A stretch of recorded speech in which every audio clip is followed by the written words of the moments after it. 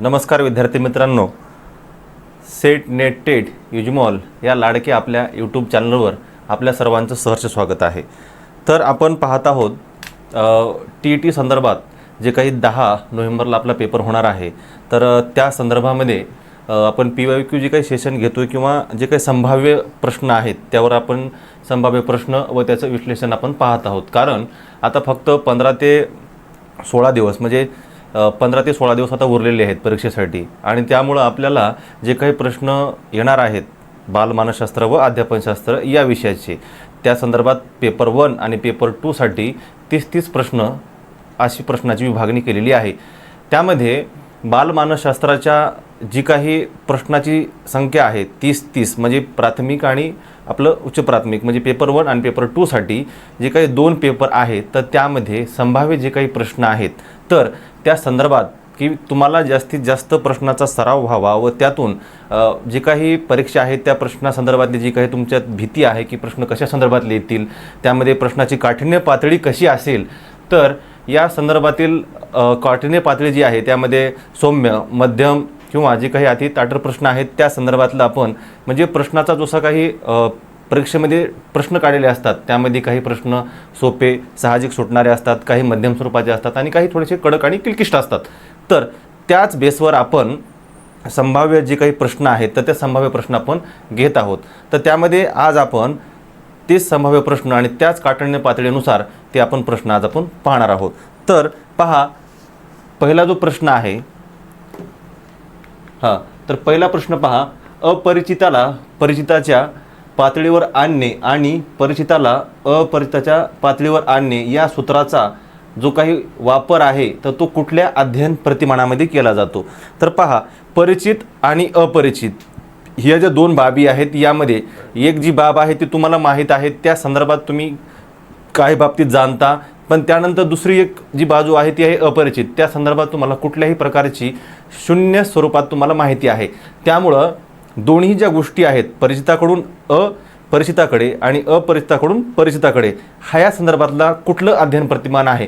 तर पहा, आपलं काय होतं, आपण कुठलीही गोष्ट नवीन जी काही निर्मिती करतो किंवा आपण त्यालाच कलाकृती बनवणे असे म्हणतो, त्याला आपण नैसर्गिक भाषेमध्ये किंवा एक शुद्ध मराठी शब्द आहे त्याला आपण सर्जन असे म्हणतो। काय म्हणतो? सर्जन असे म्हणतो की एखाद्या विशिष्ट कलाकृती किंवा नवनिर्मिती आपण जेव्हा करत असतो किंवा त्याची प्रक्रिया करत असतो त्याला काय म्हणतात? सर्जन असे म्हणतात। त्यामुळं की जी प्रक्रिया आहे अपरिचित ती परिचित आणि परिचित ते अपरिचित, तर या संदर्भामध्ये सर्जन हा जो भाग आहे, सर्जन हा जो भाग आहे तर हा भाग खूप महत्त्वाचा आहे आणि याच्यामध्ये तुम्हाला जे माहीत नाही आहे त्या संदर्भात तुम्ही नवनिर्मिती करू शकता किंवा एखादी नवनिर्मिती तुम्हाला दाखवून त्या संदर्भातलं तुम्हाला अपरिचित असलेली बाबसुद्धा त्या ठिकाणी तुम्ही करू शकता। त्यामुळं अध्ययनामध्ये तुम्हाला सर्जन हे जे प्रतिमान आहे तर याच्यावर या वरच्या दोन बाबी आधारित आहेत। त्यानंतर पहा पुढचा प्रश्न,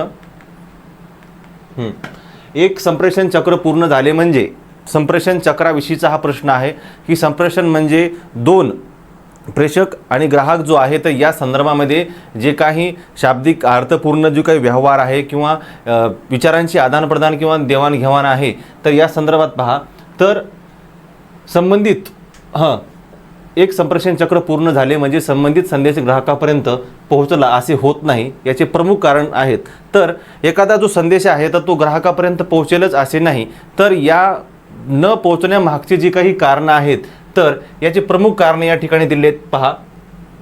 तर संबंधित जो घटक आहे तुमच्या संप्रेषण प्रक्रियेतला तो घटक आणि त्या घटनेसंबंधीचे सांकेतीकरण यथातथ्य असतेच असे नाही। समजा आता एखादा मॅसेज आहे किंवा एखादा संदेश तुमचा आहे, तो संदेश समोरच्या ग्राहकापर्यंत तो योग्य जाईल किंवा त्याच्यामध्ये तथ्य आहे असेच नाही। कारण काय होतं की आपण ऐकतो एक आणि आपल्याला समजतं एक, त्यामुळं काय होतं की या ठिकाणी यथातथ्यपणा हा या ठिकाणी असतोच असे नाही।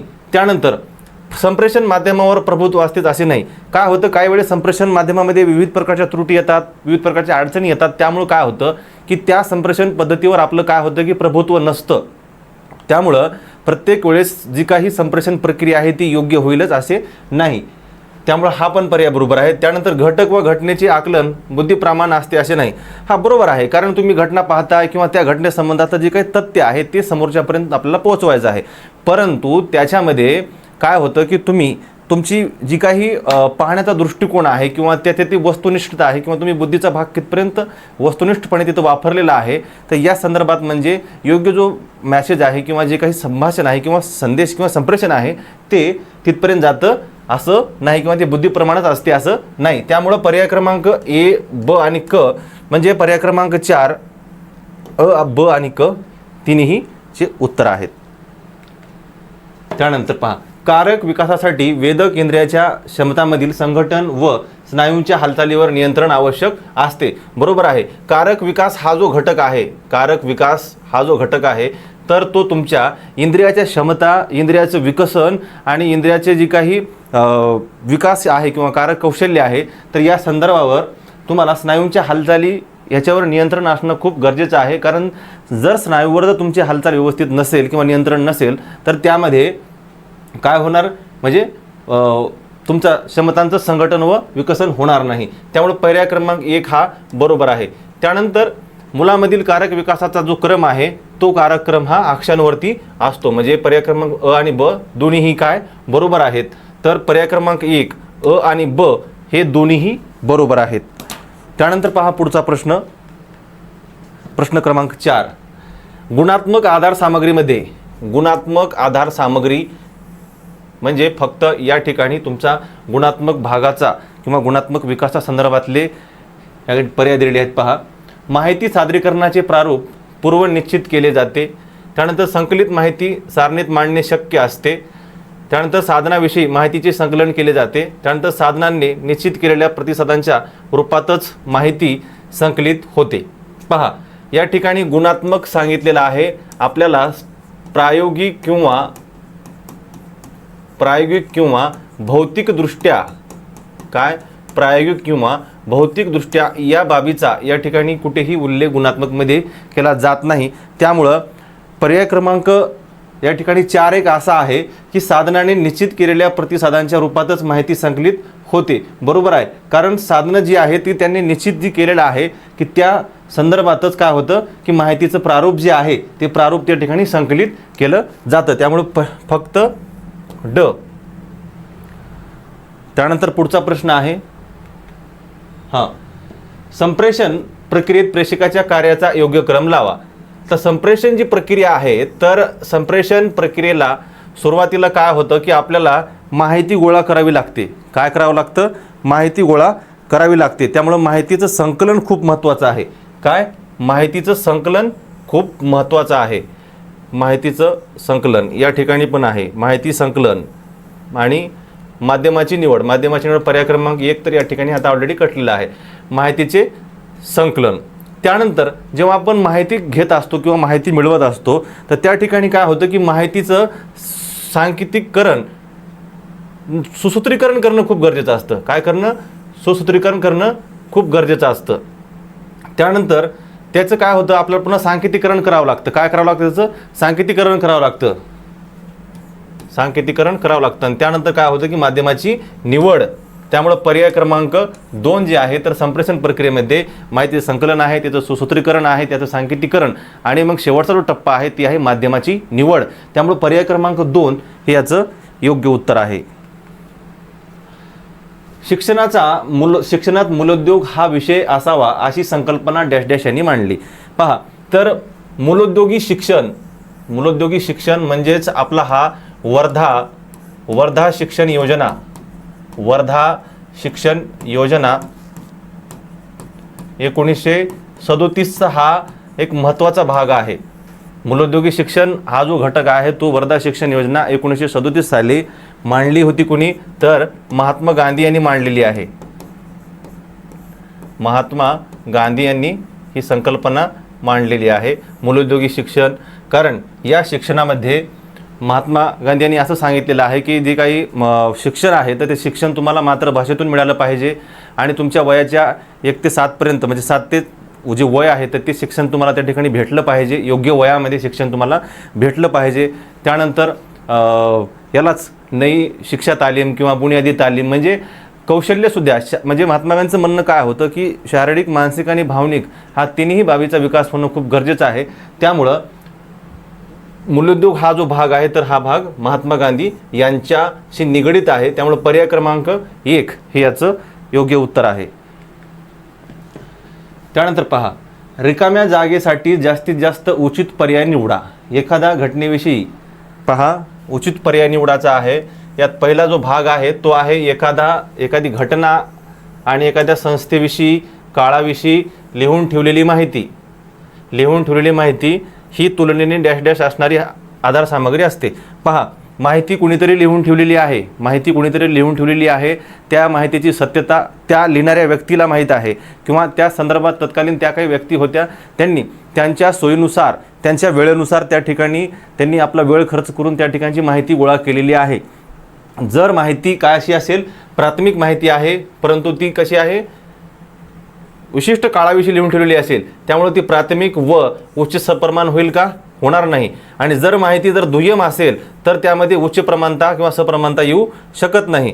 त्यानंतर दुय्यम व निम्न सप्रमाणता पहा, कारण या ठिकाणी माहिती ही कुणीतरी सांगितलेली आहे, त्यामुळं माहिती ही काय आहे? दुय्यम आहे. काय आहे? माहिती ही दुय्यम आहे.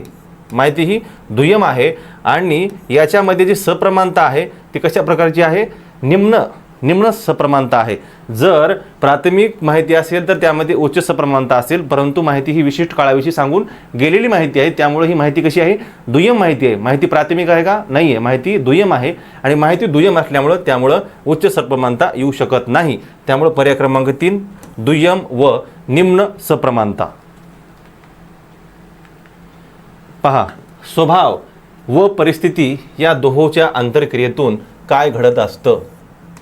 स्वभाव व परिस्थिती, तर या दोहोच्यातून एक काय म्हणतो आपण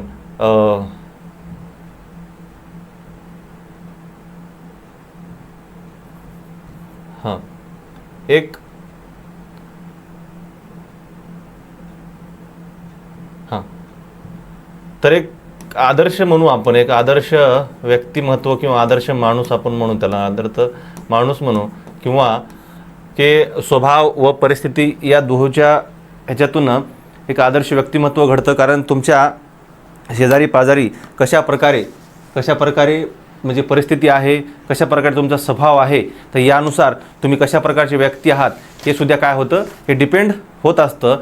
त्यामुळं तुमच्या स्वभाव आणि परिस्थिती यातून काय होतं की तुमचं व्यक्तिमत्व तुमचं व्यक्तिमत्व हे घडत असतं. आणि तुमच्या या दोनोची जी काही आंतरक्रिया आहे, स्वभाव आणि परिस्थिती, या दोनोच्या आंतरक्रियेला, या दोघांच्या आंतरक्रियेला आपण काय म्हणतात?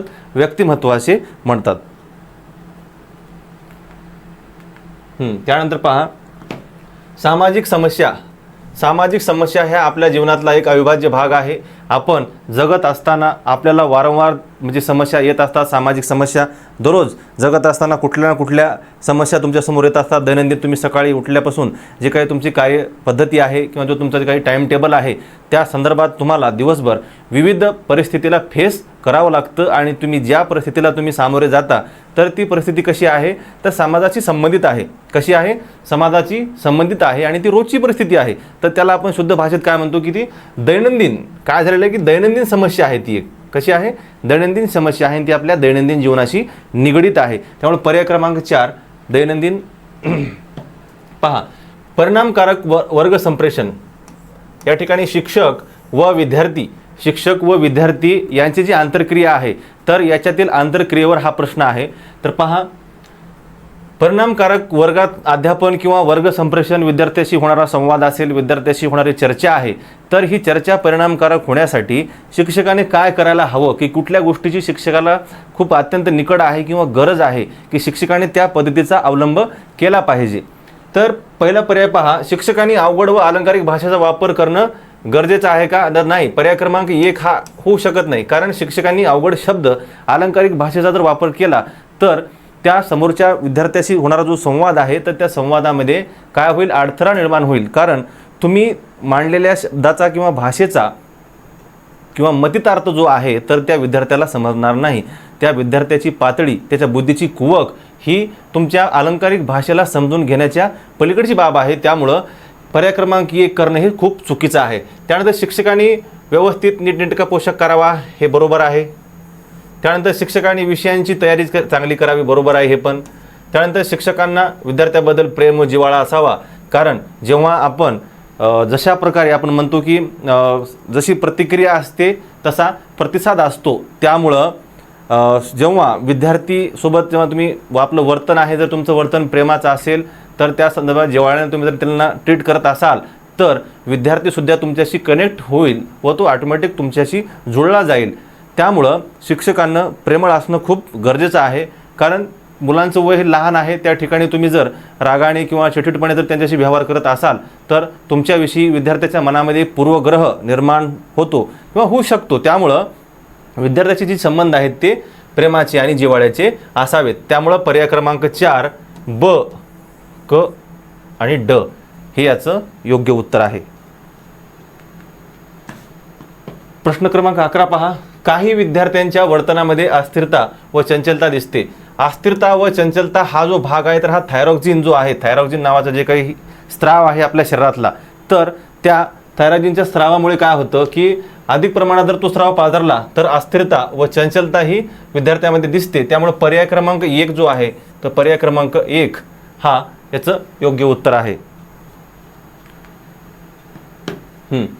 पहा, थोडासा पर्यावरणाशी संबंधित हा प्रश्न आहे की हा प्रश्न या ठिकाणी याच्यामुळे घेतला की विद्यार्थ्यामध्ये पर्यावरणाविषयीची जाणीव ही असली पाहिजे, किंवा आपण हा जो निसर्ग आहे तर त्या संदर्भामध्ये जर लहान मुलांपासून किंवा आपल्या शालेय जीवनापासून जर आपण विद्यार्थ्यांना सध्याची जी काही परिस्थिती आहे वातावरणाची, किंवा जी वातावरणीय भाग किंवा तापमानवाढ असेल किंवा जे काही प्रदूषण आहे तर या संदर्भातली जाणीव ही आता विद्यार्थ्यांना शालेय जीवनापासून झाली पाहिजे.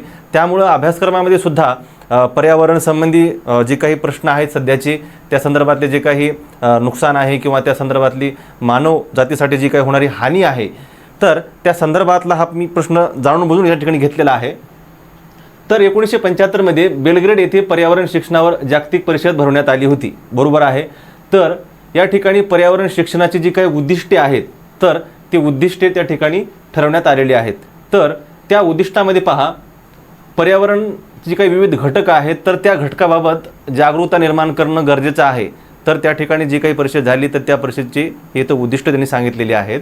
आणि हे उद्दिष्ट पहा, पहिलं काय सांगितलं आहे की पर्यावरणाच्या विविध घटकाबाबत जागरूकता निर्माण करणे गरजेचं, बरोबर आहे हे.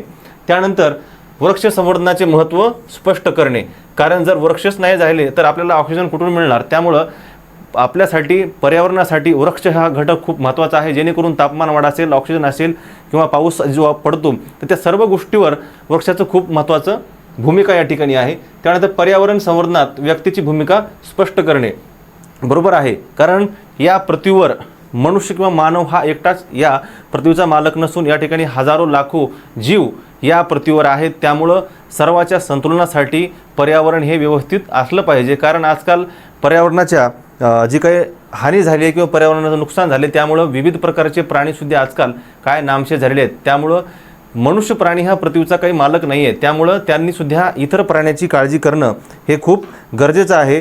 त्यामुळं पर्याय क्रमांक 3 हे सुद्धा या ठिकाणी बरोबर आहे. पर्याय क्रमांक 4 अ, ब आणि क हे याचं योग्य उत्तर आहे. पहा, तर प्रश्न क्रमांक 13. सामान्यपणे निकृष्ट सामाजिक आर्थिक स्तरातील मुले, निकृष्ट सामाजिक आर्थिक स्तरातील मुले दुरुपयोगाला बळी पडतात. दुरुपयोगाला बळी पडतात म्हणजे जे काही आपण म्हणतो की ज्या मुलांना जन्मल्यापासून योग्य वातावरण, योग्य परिसर, योग्य घरची परिस्थिती, योग्य संस्कार किंवा त्याच्या वाढीसाठी व त्याच्या आवश्यक जीवनासाठी त्याला जे काही पोषक घटक आहे किंवा त्याला जे काही वातावरण आहे, जे काही संस्कार आहेत हे जर मिळत नसतील तर जे काही आर्थिकदृष्ट्या जे काही मागासलेले आहेत किंवा निकृष्ट दर्जाचे जे काही सामाजिक घटक किंवा मुलं आहेत आपल्या इथं, तर त्या संदर्भातला हा प्रश्न आहे की त्या मुलावर जे काही अत्याचार होतात किंवा त्यांना जे आपण भावनिक असो, शारीरिक असो किंवा मानसिक असो, हे विविध प्रकारचे त्रास त्यांना हे सहन करावे लागतात. पण या ठिकाणी पर्याय जो आहे 4, तर पर्याय बघा 4मध्ये कुठला पर्याय आपल्याला जास्तीत जास्त योग्य आणि समर्पक आहे असा निवडायचा आहे. की आता 4ही पर्याय बरोबर आहेत. सामान्यपणे निकृष्ट जीवन आहे, आर्थिक स्तर हा खूप खालावलेला आहे, तर त्या ठिकाणी लैंगिकसुद्धा शोषण होऊ शकतं. त्यानंतर तुम्हाला भावनिकसुद्धा म्हणजे त्रास होतो त्या समाजात वावरत असताना. त्यानंतर शारीरिक श्रमसुद्धा करावे लागतात, लहानपणापासूनच कष्ट करावं लागतं कारण परिस्थितीला किंवा उपभोगासाठी. कारण जीवन जगत असताना कमीत कमी आपल्याला 2 वेळेच्या जेवणासाठी सुद्धा तरी तितकं तरी आपल्याला कष्ट करावंच लागतं. म्हणजे निःशुल्क हे काही मिळत नसतं. त्यामुळं शारीरिकसुद्धा आहे आणि मानसिक काय होतं, तुमच्याकडे आर्थिक बळ नाही आहे किंवा आर्थिक तुम्हाला काहीच कुठली स्थिरता नाही आहे आणि कशाही प्रकारचं शांतता समाधान नसल्यामुळं काय होतं की मानसिकसुद्धा संतुलन बिघडत असतं सभोवतालची परिस्थिती व पर्यावरण या संदर्भात. परंतु सगळ्यात जास्त जर कुठला भाग असेल तर त्या ठिकाणी लैंगिक शोषण होत असतं. कारण लहान मुलांना किंवा जी काही लहान मुलं आहेत ते विविध ठिकाणी देहव्यापारासाठी विकली जातात. त्यांच्या देहव्यापार आहे किंवा त्यानंतर मुलं दुसऱ्या विविध कामासाठी सुद्धा ते वापरले जातात. त्यामुळे जास्तीत जास्त समर्पक पर्याय आहे. तर सगळ्यात जास्त जी मुलं आहेत हे तर काय होतं तर लैंगिक शोषणाला बळी पडतात. त्यामुळे पर्याय क्रमांक 1 हे याचं योग्य उत्तर आहे. त्यानंतर पहा, बालकामगारांसाठी कायदे करण्याचे धोरण सन मध्ये ठरवण्यात आले. तर या ठिकाणी ॲक्ट अँड पॉलिसी ह्या 2 संदर्भातला थोडासा कन्फ्युजन प्रश्न आहे. तर 1986ला त्यांनी काय केलं होतं की जे काही ॲक्ट आहे तर तो ॲक्ट या ठिकाणी आणला होता. तो ॲक्ट काय होता की बालकामगार प्रतिबंध व नियमन या संदर्भातला प्रश्न होता. तो बालकामगार प्रतिबंध व नियमन या संदर्भात त्यांनी कायदा केला. परंतु त्यानंतर 1987मध्ये सुद्धा या ठिकाणी काय केलं होतं की धोरणं राबवण्यात आली त्या संदर्भात किंवा पॉलिसी जे आहेत ते पॉलिसी भारत सरकारने त्या ठिकाणी ठरवलेले आहेत. त्यामुळे 86-87 या 2मध्ये जेव्हा पॉलिसी किंवा धोरण हा जो भाग येईल तर त्याचं तुम्हाला 87 उत्तर द्यावं लागेल. आणि 1986चा जो बालकामगार जो कायदा आहे तर त्या संदर्भामध्ये 2016मध्ये सुद्धा त्या ठिकाणी काही दुरुस्त्या ज्या आहेत तर त्या दुरुस्त्यासुद्धा करण्यात आल्या होत्या. की राज्यसभेमध्ये 20 जुलै 2016ला काय केलं होतं की जर 20 जुलै 2016ला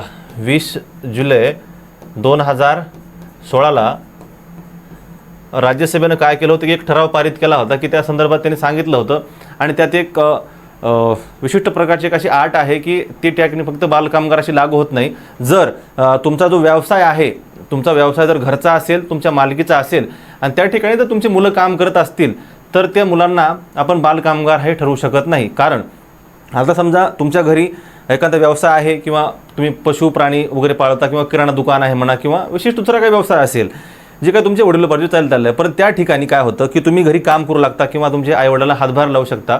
तर त्या ठिकाणी ते तुम्ही जर काम तुमच्या बाल्यवयात केलं तर ते गुन्हा ठरणार नाही किंवा ते बालकामगार कायद्याच्या अंतर्गत येणार नाही असं त्या ठिकाणी एक त्यांनी काय केलं, क्लॉज टाकलेला आहे. त्यामुळं पर्याय क्रमांक 2 हा 87 हे याचं उत्तर आहे. दिव्यांग मुलांना डॅश डॅश असे म्हणतात. पहा, दिव्यांग या शब्दामध्येच एक महत्त्वाचं असा आहे अर्थ की दिव्यांग म्हणजे शारीरिक व्याधी आहे तर त्या व्याधीमध्ये पहा की मग आता भरपूर मुलं आहेत, मूकबधीर आहेत, अंध आहेत, अपंग, विविध शारीरिक विकलांगता असेल. तर या संदर्भामध्ये जेव्हा आपण जीवन जगत असतो तर जीवन जगत असताना त्या ठिकाणी आपण काय म्हणतो की आव्हान हा जो शब्द आहे तर एक समर्पक अर्थ असा शब्द, त्या शब्दाचा एक अर्थ आहे. आव्हान म्हणजे तुम्हाला जीवन जगत असताना तुमच्या समोर येणारी जी काही संकटं आहेत तर त्या पूर्ण संकटांचा सामना करून तुम्हाला परिस्थितीवर मात करून तुम्हाला जीवनाशी संघर्ष करून जीवन तुम्हाला जगायचं आहे. तर त्या ठिकाणी जी काही अपंग किंवा दिव्यांग आहेत तर त्या दिव्यांग मुलांना काय होतं की जीवन जगत असताना समजा अंध असेल तर वाचण्यात किंवा पाहण्यामध्ये सुद्धा त्रास होतो. तुम्ही या जगात येऊन जर तुम्ही अंध असाल तर तुम्हाला म्हणजे येण्याचं महत्त्वच काही नाही आहे. कारण जर मूकबधीर असेल किंवा बोलता येत नसेल तर त्या ठिकाणी तुम्ही जे काही सुंदर हे जे निसर्ग आहे ते तुम्ही ते पाहू शकता, परंतु जर डोळेच नसतील तर त्या ठिकाणी या निसर्गाचा किंवा या पाहण्याचा तुम्हाला काहीच त्याचा गंध जाणवणार नाही.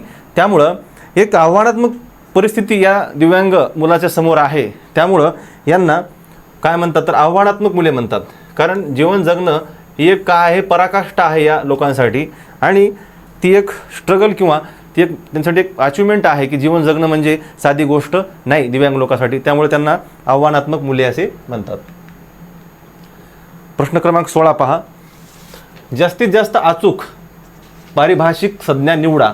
मराठी भाषेतील वाक्यरचना नियमांच्या इंग्रजी भाषा वाक्यरचना करण्यावर प्रतिकूल परिणाम होत असेल तर अशा स्वरूपाच्या अध्ययन संक्रमणाचे वर्णन मनोविज्ञान भाषेत काय करतात पहा.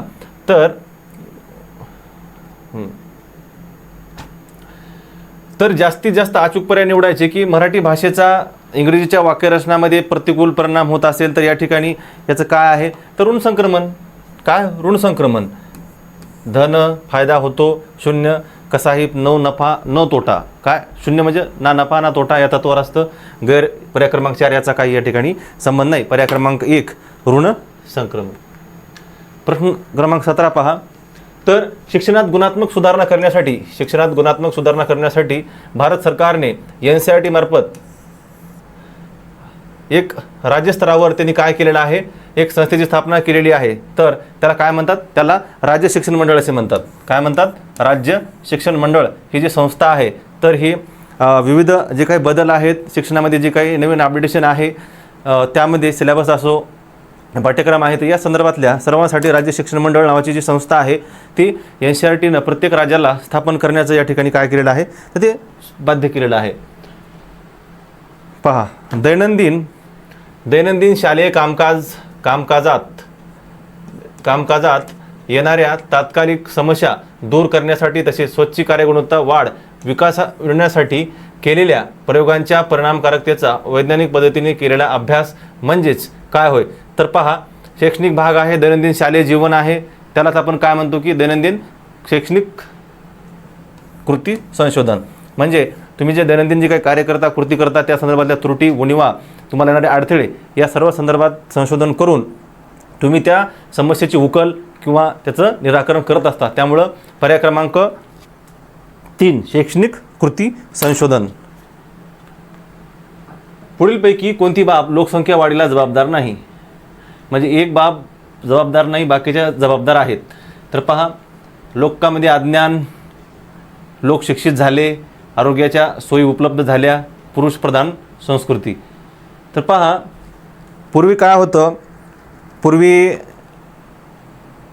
जास्तीत जास्त आरोग्याच्या सुविधा पण आपल्या देशामध्ये नव्हत्या आणि साथीचे आजार, साथीचे रोग, विविध म्हणजे साथीचे आजार, जसं आता मागच्या 2-3 वर्षापूर्वी कोविड जसा आला, महामारी त्याला आपण म्हणत असतो, तर अशा प्रकारचे पूर्वीच्या काळामध्ये भरपूर आजार वगैरे निर्माण व्हायचे किंवा साथीचे लाट वगैरे येत असायच्या. पण सध्याच्या काळामध्ये काय झालं की स्वातंत्र्यानंतर आरोग्याच्या सुखसुविधा ह्या जनसामान्यापर्यंत पोहोचल्या आहेत की त्यामध्ये तुम्हाला प्रत्येक वेळेस काय होतं की जे काही आरोग्याच्या समस्या आहेत त्या समस्या तुमच्या आता प्रत्येक तालुक्यानंतर तुमच्या गाव इथपर्यंत प्राथमिक आरोग्य केंद्रात पोहोचलेली आहेत. त्यामुळं या ठिकाणी आरोग्याच्या सोयीसुविधा बरोबर आहे. त्यानंतर तर लोकांचं अज्ञान पहा, तर लोकांचं अज्ञान तर काय आहे की लोकांमध्ये जास्तीत जास्त जर शिक्षित लोक असतील तर त्या शिक्षित लोकांचं काय होईल की एक समृद्ध जीवन जगण्यासाठी काय होतं, तर समजा एखाद्याला 4-5 मुली किंवा 5-6 मुलं आहेत, त्यामध्ये काय होतं की ती मुलं त्यांचं शिक्षण त्या संदर्भातल्या जे काही पूर्ण त्यांच्या लहानपणापासून ते त्यांच्या शटल होण्यापर्यंत जे काही आहे, जे काही धडपड आहे, तर त्यामध्ये एक मानसिक ताण आहे किंवा आर्थिक असेल तर त्या सर्व बाबीचा जो काही आपण त्याला काय म्हणतो की एक पूर्ण कुटुंबावर त्या संदर्भातला ताण येत असतो. काय होतो? कुटुंबावर ताण येत असतो. त्यामुळे अज्ञानसुद्धा या ठिकाणी आहे. त्यानंतर पुरुषप्रधान संस्कृती थोड्याफार प्रमाणामध्ये याचासुद्धा या ठिकाणी इफेक्ट होतो. कारण जर स्त्री आणि पुरुष दोघांचा समविचार असेल तर त्या ठिकाणी दोघांच्या डिसिजननुसार किंवा म्हणण्यानुसार त्या ठिकाणी लोकसंख्येवर त्यांनी म्हणजे 2 मुलं किंवा 1 यावर ते निर्णय घेऊ शकतात. पण लोक शिक्षित झाले याचा या ठिकाणी संबंध नाही आहे. त्यामुळं पर्याय क्रमांक 2 याचं उत्तर आहे. जास्तीत जास्त उचित पर्याय निवडा. संप्रेषण प्रक्रिया अपेक्षेप्रमाणे होते, तर संप्रेषण प्रक्रिया अपेक्षेप्रमाणे होते वा नाही याची चाचपणी करण्याचा उत्तम मार्ग म्हणजे काय, तर आपल्याला समर्पक घ्यायचा आहे. तर विद्यार्थ्याला संदेशाची पुनरावृत्ती करायला लावणे, त्यानंतर विद्यार्थ्याला तो करत असलेली प्रक्रिया मोठ्याने बोलून दाखवायला सांगणे, आणि पर्याय क्रमांक 3 विद्यार्थ्याला संदेशाधारित प्रक्रिया करायला लावून त्याची कारणमीमांसा मोठ्याने बोलून दाखवण्यास लावणे. तर पहा, पर्याय क्रमांक 3 जो आहे, तर पर्याय क्रमांक 3 मध्ये काय सांगितलेलं आहे की जो काही संदेश आहे तो संदेशाची पूर्ण प्रक्रिया जी आहे तर ती प्रक्रिया त्याला आपल्याला काय करायची, करायला लावायची आहे, आणि त्याच्यानंतर त्याची जी कारणमीमांसा आहे किंवा त्याच्या ज्या अडचणी आहेत तर त्या अडचणी विद्यार्थ्याला वर्गामध्ये मोठ्याने बोलून दाखवायचे आहेत. त्यामुळे पर्याय क्रमांक 3 जो आहे, पर्याय क्रमांक 3 यासाठी समर्पक बसतो. कसा बसतो? समर्पक बसतो. त्यामुळे पर्याय क्रमांक 3 जो आहे तर पर्याय क्रमांक 3 याचं योग्य उत्तर आहे. प्रश्न क्रमांक 21 पहा, पुढील वैशिष्ट्ये बालकाच्या कोणत्या अवस्थेची आहेत? पहा, या अवस्थेमध्ये वाढ रोखण्याचा व दृढीकरणाचा काळ असे म्हणतात. त्यानंतर या अवस्थेतील मुलांची स्मरणशक्ती चांगली विकसित होते. त्यानंतर या अवस्थेतील मुले मित्रांशी जुळवून घेऊन विविध खेळात सहभागी होतात. वाढ रोखण्यात दृढीकरण, त्यानंतर मुलांची स्मरणशक्ती व मुले मित्रांशी जुळवून घेतात. तर यालाच आपण काय म्हणत असतो की किशोरावस्था. काय? किशोरावस्थेचा हा काळ आहे. त्यामुळे पर्याय क्रमांक 2 जो आहे तर पर्याय क्रमांक 2 याचं योग्य उत्तर आहे. त्यानंतर दोन भिन्न परिस्थितीत एकाच परिस्थितीत अध्ययनाचा दुसऱ्या अध्ययनावर अनुकूल अथवा प्रतिकूल, म्हणजे या ठिकाणी काय होईल, शून्य संक्रमण. काय? शून्य संक्रमण. न्यूट्रल की धन किंवा ऋण कशाही प्रकारचा प्लस मायनस या ठिकाणी झालेला नाही. परिस्थिती जैसे थे न्यूट्रल आहे, त्यामुळं शून्य संक्रमण. पहा, प्रयोग पद्धतीमध्ये डॅश डॅश ही घोट अतिशय महत्त्वाची असते.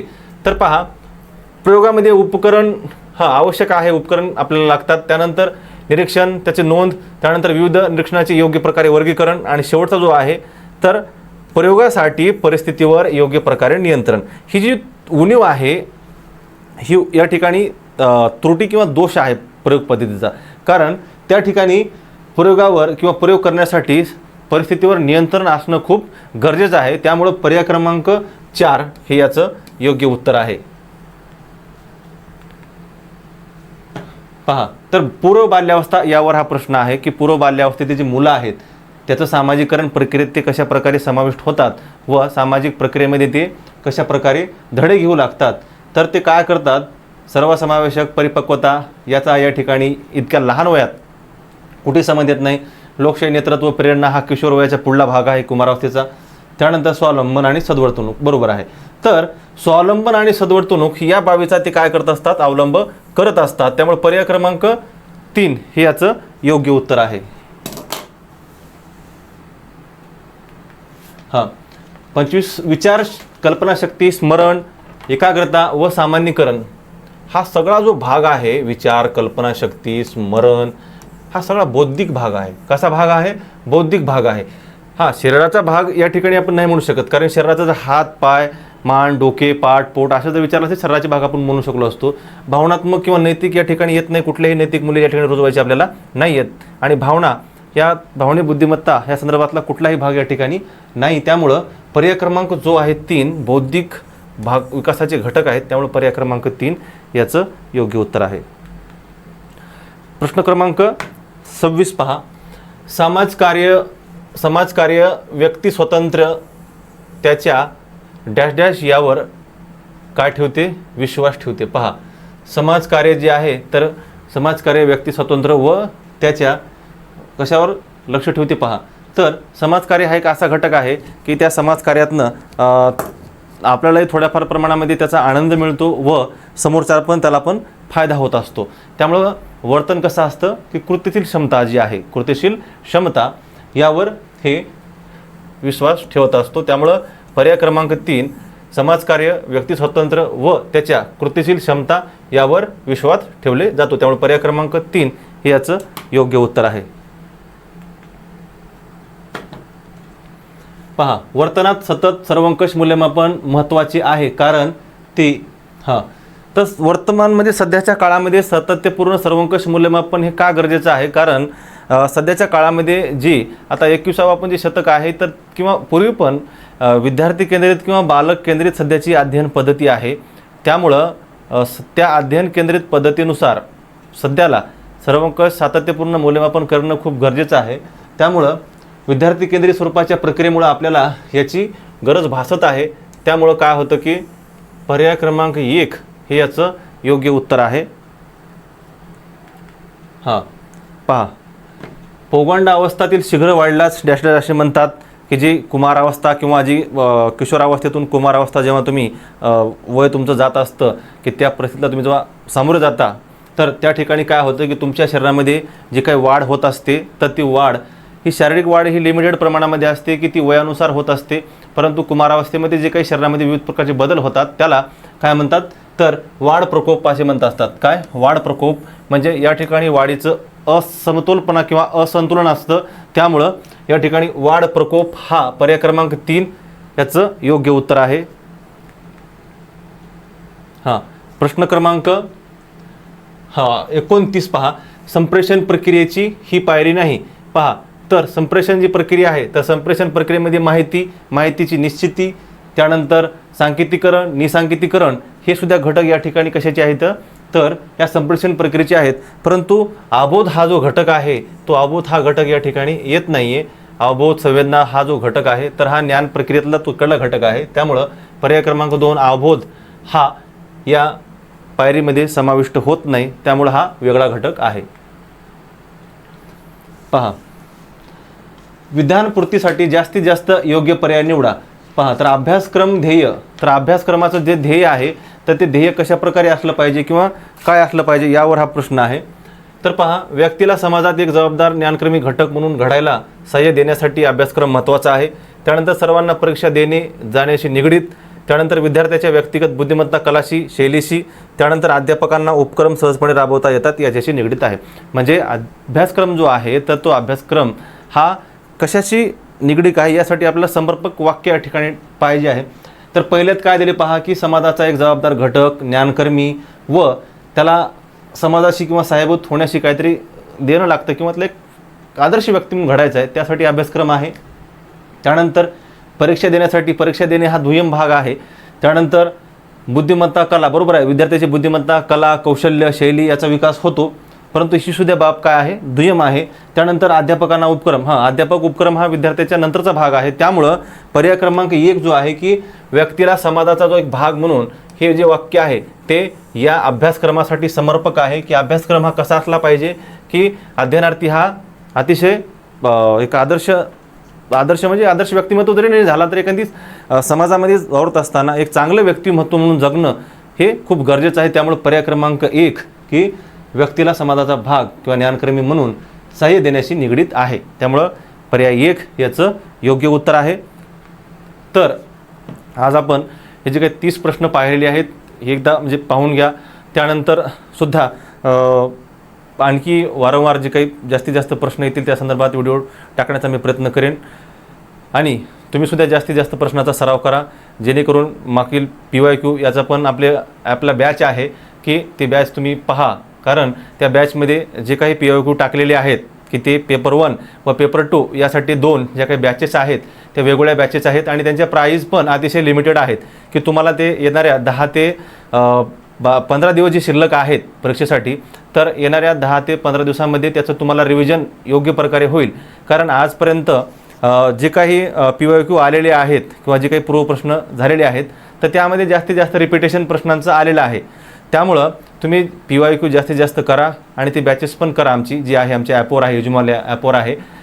त्यामुळं तुम्हाला परीक्षेला सामोरं जाणं अतिशय सोपं होईल. तर भेटूया पुढल्या व्हिडिओमध्ये आपण. धन्यवाद.